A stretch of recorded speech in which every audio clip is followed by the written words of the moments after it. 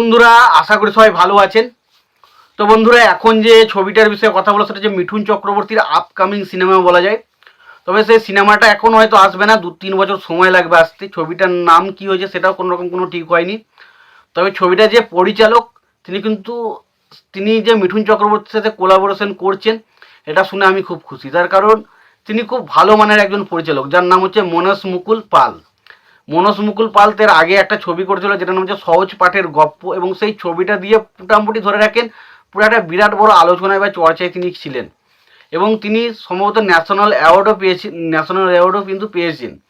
তো এরকম একজন দক্ষ মানের পরিচালক, তো তিনি মিঠুন চক্রবর্তীর সাথে সিনেমা করতে চলেছেন, এবং যে সিনেমাটা করতে চলেছেন সেটাও একটা উপন্যাসকে কেন্দ্র করে হবে। ছবিটার উপন্যাস হচ্ছে হুমায়ুন আহমেদ বলে যে একটা ব্যক্তি রয়েছে, তার যে উপন্যাস সেটাকেই ভিত্তি করে ছবিটা বানানো হবে, এবং সেই ছবির পুরোপুরি গল্পের যে চিত্রনাট্যর বিষয়টা সেটা পুরোপুরি লিখবেন এই পরিচালক মনোজ মুকুল পাল।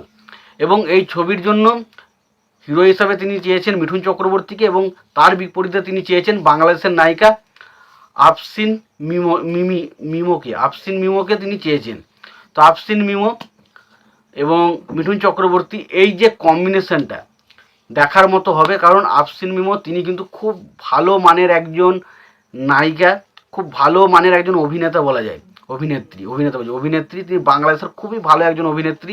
তাকে যে কোনো জায়গায় যে জায়গায় ইউজ করা হয়েছে সেগুলো কিন্তু সে ভালোভাবে ফাটিয়ে কাজ করেছে, এবং মিঠুন চক্রবর্তী কী লেভেলের অভিনেতা সেটা নিয়ে তো কোনো প্রশ্ন থাকার দ্বিধা নেই। এবং তাদের দুজনকে যখন একই ফ্রেমে একটা ভালো মানের পরিচালক নিয়ে আসছে, তখন বোঝা যাচ্ছে সেই ছবিটার মধ্যে কিছু না কিছু তো টেম্পারমেন্ট থাকবে।